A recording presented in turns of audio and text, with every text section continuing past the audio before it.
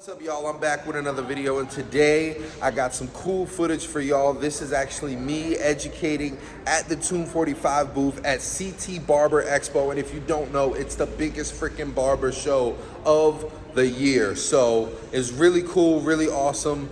Forgive the audio. We got the mic hooked up to the speaker, and you know, you can kind of hear if you listen closely to what I'm saying, but just forgive me for the audio, but this is some really cool footage, and I want you guys to check it out. So without further ado. You start with the trimmer, you start with the clipper. I go in first, yeah. And then I get my trimmer line so I can get that fade. Yeah, I feel like that makes a hard line. Hard line makes a hard fade. Soft line makes an equal fade. So you see how I'm coming in with the clipper, and then I'll come up underneath with the trimmer to shoot up. Okay. So that was blade closed. Blade open, making my first guy. You see I'm trying to dip it to the side to shoot that dark so I'm lining up the box. Here's a tip. When you're using a half bar, whether it's a half or the 1.5, always have it like halfway. All the way open is longer than the number one close. If you look at the measurements, 1.5 millimeters is longer than the but this all the way open is longer than the number one close. Yo, what's up, CT Barber Expo? We in the building, let's go.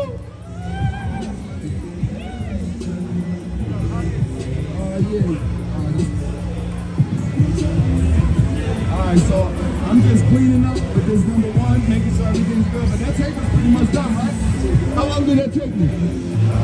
5 minutes, quick, right? And the thing that helps too, with using the same system, his lighting right now is terrible. But I know my system, so it don't matter. I'm gonna keep using the same thing. Yay, dude! Yo, what's good, bro? When it comes to building clientele, bro, you gotta be willing to do whatever you gotta do. If that means stand outside in the Florida heat holding the sign on the highway, you gotta do it. So look, I'm about to apply, I wanna line him up. But first, one, because it's hot in here, two, because he might have oils and stuff on his face, I wanna clean the skin. So I'm gonna hit him with some alcohol. Especially since I'm gonna hit him with the no grip afterwards, we wanna put that alcohol on there to clean the skin, make sure we get all the oils off so that the no grip actually sticks to the skin. And it doesn't stick to the oil on his head and then it washes off later. You know what I'm saying? We want it to stay. No grip will stay for 3 to 5 days. I had a client come in 7 days later and he still had no grip on. 7 days later. I was like, bro, you gotta take a shot.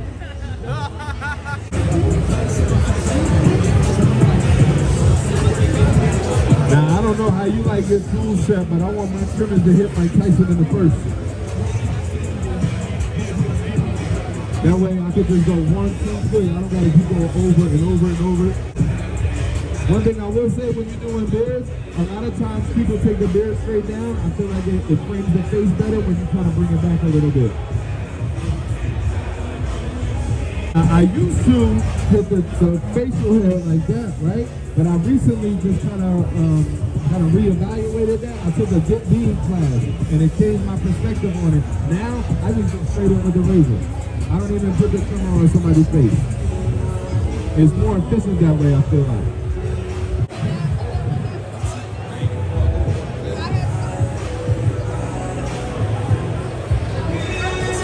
See what I mean about the trimming being sharpie? One line. Because a lot of times what people do is they have a double pair of trimmers for the bottom of the neck, and then you gotta keep on cutting over and over. And that will irritate it.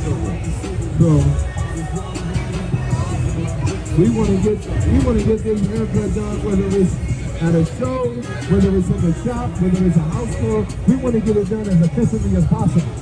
That means I want to go over the one spot, one time. You know what I'm saying? Yo, let me ask you something. What's the number one way to build clientele?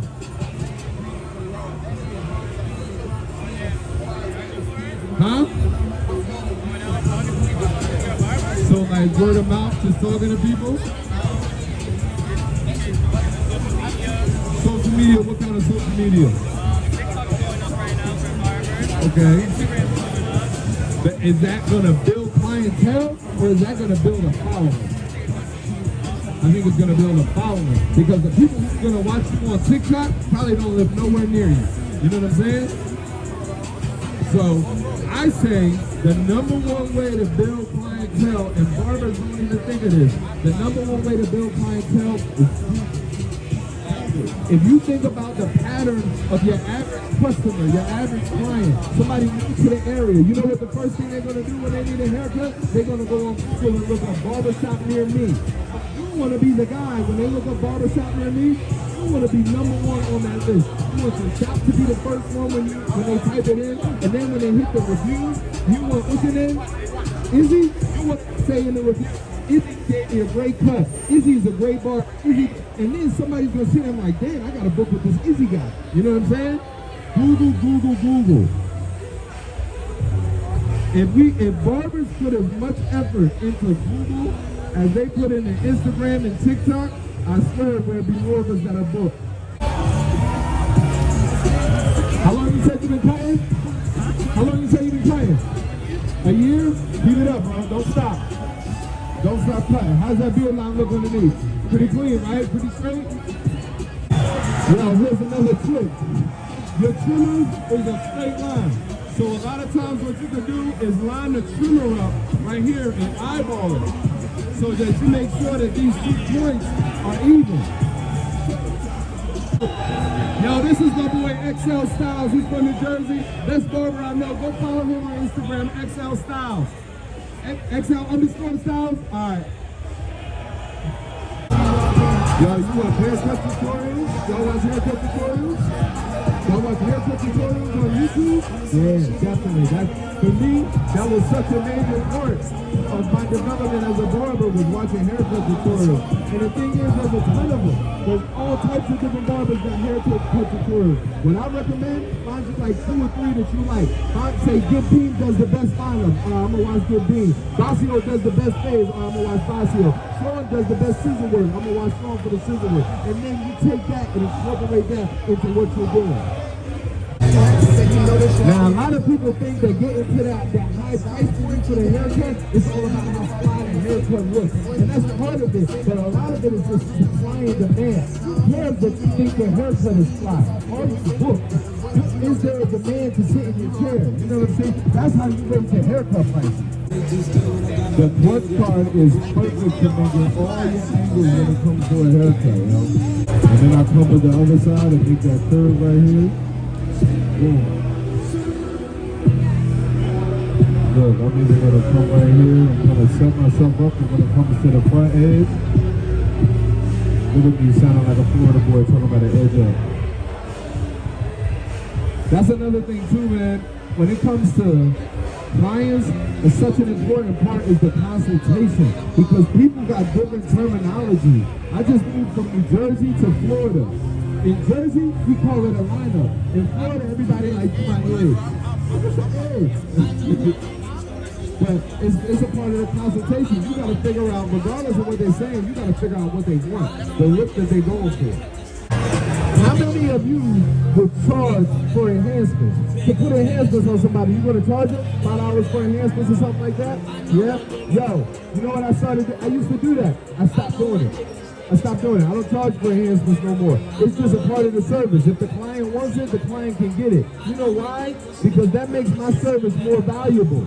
I'm doing color enhancement. I'm going to put the pencil around the line to conceal it, make it sharp. So that way, somebody knows they can get all that from Dave for, say the price of the haircut is $35. I'm going to get all that color enhancement and everything for $30 when you're going to do the color enhancement. You're going to do the exact same thing I do, but you're going to charge $35. My service is more valuable. It's going to allow me to raise my prices higher because I'm giving a $50 service. You know what I'm saying? So I would think about that. Think about, do you really need to charge for color enhancement? Are you trying to win now or are you trying to win later? I would rather win later. Now let me ask y'all something. You ever seen your girl do her eyebrows? You ever see when they do the makeup, they have the eyebrows real dark and they put the white stuff around it and then they blend it in? That's exactly what I'm about to do to him. But not on his eyebrows though, on his hairline. Because we made his hairline dark. So in order for it to pop, we want to put the light pencil around it so that it basically acts like concealer. So take one of these pencils and just draw a really thin line. Real thin. And I'm gonna blend it in with the trimmer and then come back with the shaver and bring everything back to the line. What y'all think? How's that look? Cool? Cool? You know anything? No fault, no fault, no fault.